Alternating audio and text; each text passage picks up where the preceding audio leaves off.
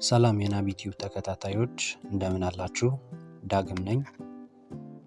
እንደተለመደው ዛሬም በአዲስ የስራ ዘርፍ መጥቻለሁኝ። ዛሬ የምንመለከተው የስራ አይነት የፋይበር ግላስ ስራ ነው። ኢትዮጵያ ውስጥ በዚህ ሰዓት በአብዛኛው ስለ ፋይበር ግላስ ስራ እውቀቱ የለም። እየሰሩ ያሉትም ጥቂት የሚባሉ ሰዎች ናቸው። ኮምፒቲሽኑ አለ፣ ስቲል አለ፣ ትልልቅ ድርጅቶች የሚሰሩ አሉ። ነገር ግን በግለሰብ ደረጃ እየሰሩ ያሉ በጣም ጥቂት ሰዎች ናቸው እና በዛሬው ቪዲዮ በግለሰብ ደረጃ ፋይበር ግላስን እንዴት መስራት እንችላለን የሚለውን ነገርና እንደ ሳይድ ሃስል ወይም ደግሞ ጎን ለጎን የምንሰራው ስራ ወይም ደግሞ የምርም መተዳደሪያችን አድርገን መስራት እንደምንችል ወይም እንደማንችል ዛሬ እናያለን።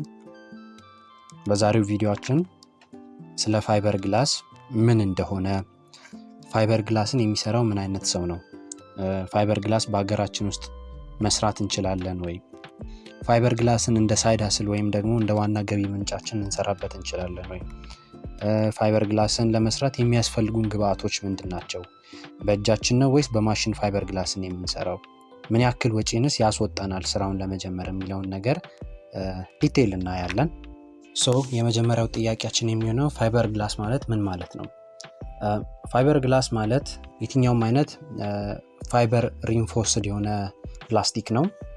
በተለያዩ ፎርሞች እና ሼፖች ተዘጋጅቶ የሚመጣ አብዛኛውን ጊዜ በእኛ ሀገር የተለመደው ልክ እንደ ጨርቅ እንዲህ ተቆርጦ የሚሸጥ ፕላስቲክ ፋይበር ነው። በአንዳንድ ቦታዎች ፋይበር ግላስን ቆራርጠውት ቾፕ ተደርጎ ለስራ ይውላል። በእኛ ሀገር ግን የተለመደው አብዛኛው እንደ ጨርቅ አንጥፈን ነው መስራት የምንፈልገውን ነገር የምንሰራበት እና አብዛኛውን ጊዜ ፋይበር ግላስን ተጠቅመን የምንሰራቸው ስራዎች እንደ የአበባ ማስቀመጫ ፖት፣ ሮቶ ታንከሮች፣ የልብስ ቤት አሸንጉሊቶች ወይም ማኒኪው የምንላቸው፣ ሻወር ትሪዎች፣ የሽንት ቤት ሲንኮች፣ ሞር ደግሞ የመኪና ፓራውልት የምንለው ፊት ለፊት ላይ ያለው ነገር እና የተለያዩ ፕላስቲክ ብለን የምንሰራቸውን የትኛዎቹንም ነገሮች ለመስራት የምንጠቀምበት ማቴሪያል ነው ፋይበር ግላስ ማለት። እና ይህን ስራ አብዛኛውን ጊዜ ያው ህንዶች ናቸው ሲሰሩ የተለመደው። እኛ ሀገርም ያው በቅርቡ የመጣ ነገር ነው እና ደግሞ አብዛኛውን ጊዜ በማህበር የተደራጁ ሰዎች እና ትልልቅ ካፒታል ያላቸው ሰዎች ናቸው ትልልቅ የሚባሉ የፋይበር ግላስ ስራዎችን የሚሰሩት። በግለሰብ ደረጃ ደግሞ ካሰብን አሉ አንዳንድ የአበባ ማስቀመጫ ፖቶችን፣ የሻወር ትሪዎችን እና የመሳሰሉትን ነገሮች የሚሰሩ ግለሰቦችም አሉ እና አብዛኞቻችን ዘንድም አልተለመደም የፋይበር ግላስ ስራ የሚባለው ነገር። በጣም ጥቂት የሆነ ኮምፒቲሽን ያለበትም እና ደግሞ እንደ ስራ ፈጣሪ ሆነን ከገባንበት ደግሞ ከሰዎች ጋር ኮኔክሽንን እየፈጠርን ጥሩ የሆነ የገበያ ትስስሮችን ማበጀት እንችልበታለን በዚህ ስራ ማለት ነው። የፋይበር ግላስ ስራ በዚህ ሰዓት ላይ በጣም የረቀቀ ወይም እጅግ በጣም የወጣ ስራ ባይሆንም ነገር ግን ከትንሽ ጊዜያቶች በኋላ እጅግ በጣም ተመራጭ የሆነ ስራና እጅግ በጣም የሚያበላ ስራ እንደሚሆን ጥርጥር የለውም። ፋይበር ግላስ ማለት ባጭሩ ይህን ነው። በመቀጠል የምናየው ደግሞ ፋይበር ግላስን የሚሰራው ምን አይነት ሰው ነው? ፋይበር ግላስ ለሴት፣ ለወንድ፣ ለአዛውንት፣ ለወጣት፣ ለጎልማሳ የተባለ የተከፋፈለ ምንም አይነት ስራ አይደለም። ማንኛውም ሰው በእጁ መስራት የሚችለው እጅግ በጣም ቀላል የሆነ ስራ ነው። በፋብሪካ ደረጃ የሚሰሩ አሉ። ነገር ግን ፋይበር ግላስን ማንም ሰው በእጁ ቤት ውስጥ መስራት የሚችለው ነገር ነው። የሚያስፈልጉት ማቴሪያሎች እነ ብሩሽ፣ ፋይበር ግላስ እና አብረውት የሚመጡ የተለያዩ 1-3 የሚሆኑ ኬሚካሎች አሉ። እነሱን በመጠቀም ብቻ ቤታችን ውስጥ መስራት እንችላለን። የአበባ ማስቀመጫዎችን ቤታችን ውስጥ መስራት እንችላለን። የሻወር ትሪ ቤታችን ውስጥ መስራት እንችላለን።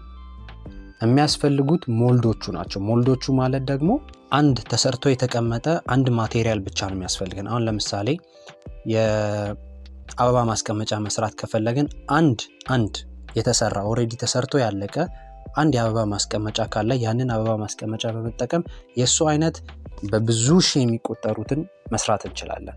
የሚያስፈልገው ቅርጽ ለማስያዝ ብቻ ስለሆነ ያንን አንድ ኦሬዲ ተሰርቶ የተቀመጠ የአበባ ፖትን ተጠቅመን ሌላ የሱ አይነት ተመሳሳይ ሼፕ ያላቸውን ብዙ መስራት እንችላለን እና ሮቶውንም አሻንጉሊቶቹን የልብስ ቤት አሻንጉሊቶቹንም የመኪና ፓርቶቹንም ቅርጽ ለማስያዝ አንዱ ብቻ ካለ እሱን ብቻ በመጠቀም ሌላ ብዙ ሺህ የሚቆጠሩትን መስራት እንችላለን።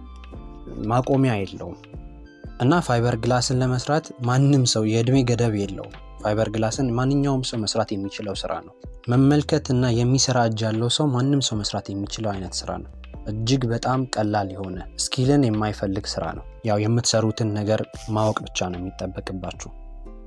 እናም በአሁን ጊዜ በሀገራችንም የተወሰኑ ሰዎች እየሰሩትም የሚገኝ ስራ ነው። በተደጋጋሚ በዩቲዩብ ላይ ሰርች ብታደርጓቸው የምታገኛቸው ብዙ የፋይበር ግላስን የሚሰሩ ድርጅቶች አሉ። እናም ኮርሶችን ከነሱ ልምዶችን በመውሰድ በቀላሉ መስራት የምትችሉት ነገር ነው። በመቀጠል ደግሞ የምንመለከተው ፋይበር ግላስን እንደ ሳይድ ሃስል ወይም ደግሞ እንደ ዋና ገቢ ምንጫችን እንሰራበት እንችላለን ወይ ነው። በሁለቱም መስራት እንችላለን። ምንም የሚያግደን ነገር የለም። ፋይበር ግላስን የዋና የገቢ ምንጫችን አድርገን መስራት እንችላለን።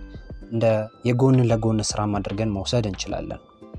የሚያስፈልጋችሁ ነገር ቢኖር የሰራችሁትን ማቴሪያል እቃዎች የምታስቀምጡበት አንዲት ቦታ ብቻ፣ ወይ ክፍት ክፍልም ሊሆን ይችላል፣ ውጪም ሊሆን ይችላል።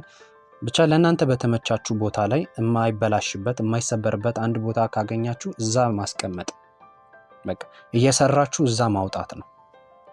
እና ከዛ በኋላ ስራው ካለቀ በኋላ ገበያ ማግኘት ነው። ሌላ ምንም አይነት ነገር አይፈልግም። በትንሽ ደቂቃ ውስጥ ተሰርቶ የሚያልቅ ነገር ነው የፋይበር ግላስ ስራ። እና የምትጠቀሟቸው ኬሚካሎች ወዲያው የሚያደርቁ ወዲያው ስራችሁን እንድትጨርሱ የሚያደርጉ ካታሊስቶች ስላሉት ስራው ቶሎ የምትጨርሱት ነገር ነው። እንደ ዋና ገቢ ምንጫችሁም እንደ ጎን ለጎንዮሽ ስራም መውሰድ ትችላላችሁ የፋይበር ግላስ ስራ። በመቀጠል የምናየው ደግሞ ፋይበር ግላስን ለመስራት የሚያስፈልጉን ግብአቶች ምንድን ናቸው የሚለውን ነው። ፋይበር ግላስን ለመስራት የሚያስፈልጉን ዋና 5 የሆኑ ማቴሪያሎች ናቸው።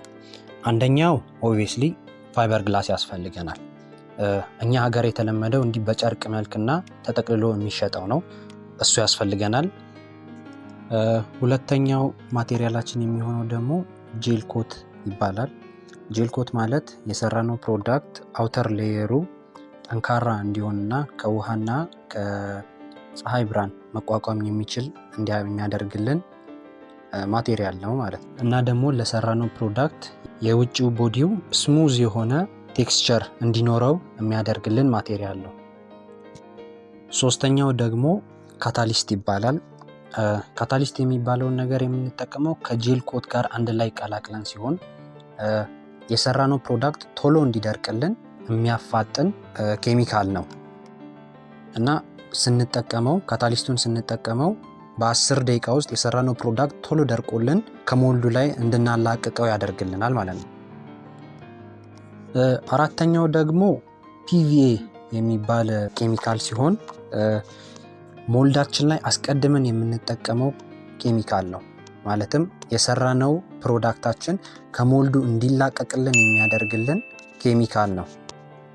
ለምሳሌ ብዙውን ጊዜ ምጣድ ላይ እንጀራ ሲጋገር እናቶቻችን ምጣዱን ያስሱታል። ያ ማሰሻ እንደማለት ነው፣ እንጀራው እንዳይዝ የሚያደርጉበት ነገር።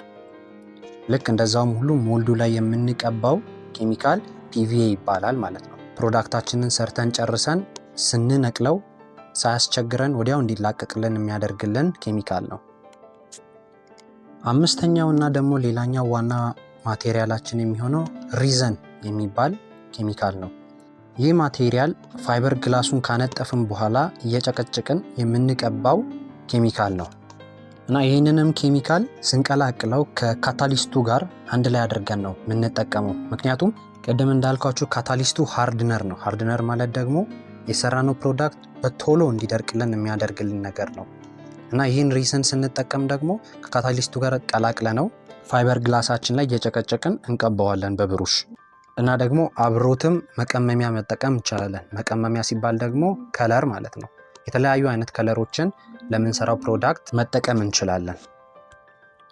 እና በሚቀጥሉት ቪዲዮቼ ደግሞ ዘፉል አሰራሩን አሳያቸዋለሁ ማለት ነው፣ እኔው ራሴ እየሰራሁኝ። ፋይበር ግላስን ለመስራት የሚያስፈልጉን ግብአቶች ምንድናቸው ለሚለው ጥያቄ እነዚህ 5 ወሳኝ የሆኑ ማቴሪያሎች ያስፈልጉናል። ፋይበር ግላስ፣ ጄል ኮት፣ ፒቪኤ፣ ካታሊስት እና ሪዝን ያስፈልጉናል። በተጨማሪም ደግሞ ከሪስኑና ከጄል ኮቱ ጋር አብረን የምንጠቀመው መቀመሚያ ከለርም መጠቀም እንችላለን። አጠቃቀሙ የራሱ የሆነ ፕሮሲጀር አለው። እያንዳንዱን ዲቴይል በሚቀጥለው ቪዲዮ ላይ አሳያችኋለሁ። ሌላኛው ጥያቄ ደግሞ ፋይበር ግላስን በእጃችን ነው ወይስ በማሽን ነው የምንሰራው? እውነት ለመናገር ፋይበር ግላስ በማሽንም ሊሰራ ይችላል። ነገር ግን በእጃችን ምንም አይነት ማሽነሪዎችን ሳንጠቀምም መስራት እንችላለን። ብሩሽ እና የቀላቀልነውን ኬሚካል የምናዋህድበት አንድ የቀለም ዕቃ ወይም ደግሞ ፕላስቲክ የቀለም ዕቃ ካለ ፋይበር ግላስን በእጃችን መስራት እንችላለን ማለት ነው። ምንም አይነት ተጨማሪ ትልልቅ የሆኑ የፋብሪካ ማሽነሪዎች አያስፈልጉትም። አንዳንድ በጣም ትልልቅ የሆኑ ፋብሪካዎች ፋይበር ግላስን ለመስራት ማሽነሪዎችን ሊጠቀሙ ይችላሉ። ነገር ግን ያ ግዴታ አይደለም። እኛ በቤታችን ስለምንሰራው ቀለል ያሉ ነገሮችን ተጠቅመን በጣም ቆንጆ የሆነ ምርትን ማውጣት እንችላለን እና ፋይበር ግላስን በቤታችን ውስጥ መስራት እንችላለን ማለት ነው ያለምንም ማሽነሪዎች። በመቀጠል ደግሞ የምንመለከተው ምን ያክል ወጪን ያስወጣናል ነው። እውነት ለመናገር እንደምንሰራው ዕቃና የምንሰራው ዕቃ ሳይዝ ማተር ያደርጋል። ማለትም አንድን ሮቶ ስትሰሩና የሻወር ትሪን ስትሰሩ ያለው ወጪ አንድ አይደለም። አንድን ሮቶ ስትሰሩ ለምሳሌ የ2000 ሊትር ሮቶን መስራት ፈለጋችሁ እንበል እና የምትገዟቸው ኬሚካሎች ዋጋ ከሻወር ትሪ ከምትገዙት ዋጋ ጋር እኩል አይደለም፣ ይለያያል። እሱ ላይም ለመስራት የምትጨርሱት ፋይበር ግላስም በዛው ልክ በጣም ይበዛል። ማለትም የሻወር ትሪን ለመስራት 3 ፋይበር ግላስን ደራርባችሁ የምትጠቀሙ ከሆነ ሮቶን ስትሰሩ ግን 6 እስከ 7 ጊዜም ከዛ በላይም እንደ ሮቶ ስፋት ይወሰናል ማለት ነው። እና በመጠናችን ለመጀመር ካሰብን ቶታል ኮስቱን አስበን ማለትም ፋይበር ግላሱን፣ ሪስኑን፣ ካታሊስቱን፣ ጄል ኮቱና ፒቪኦውን በሊትር እና በሜትር ፋይበር ግላሱን ያኞቹን ደግሞ በሊትር ገዝተን ለመጠቀም ቢያንስ ከ60 እስከ 80 ሺህ ብር ድረስ ያስወጣናል። ነገር ግን ልብ በሉኝ፣ አሁንም የምትሰሩት ዕቃ ማተር ያደርጋል።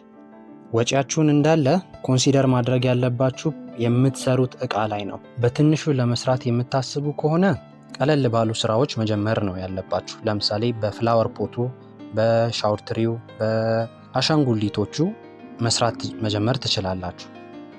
ነገር ግን ትልቅ ወጪን አውጥቼ ትልቅ ገቢን አገኛለሁ ካላችሁ የሮቶውን ስራ መጀመር ትችላላችሁ። እና እነዚህ ትናንሽ የሆኑ የፋይበር ግላስ ስራዎች በባኞ ቤት መሸጫ ቤቶች ሄዳችሁ ዋጋቸውን አጥንታችሁ ምን ያህል ያስወጣኛል የሚለውን ነገር ያው ከቦታ ቦታ ስለሚለያይ ዲቴል ካያችሁት በኋላ ስራውን መጀመር ትችላላችሁ ማለት ነው። በሚቀጥለው ቪዲዮ ቀለል አድርጌ ወይ የፍላወር ፖቱን ወይም ደግሞ የሻወር ትሪውን እንዴት እንደሚሰራ አሳያችኋለሁ እኔው ራሴ እየሰራው ማለት ነው። እስከዛው ድረስ ግን ይህን ቪዲዮ ጠቃሚ ሆኖ ካገኛችሁት ላይክ፣ ሼር እና ሰብስክራይብ እያደረጋችሁ ቤተሰብ መሆን ትችላላችሁ። በቀጣይ ቪዲዮ እስክንገናኝ ድረስ ቸር ያቆየን።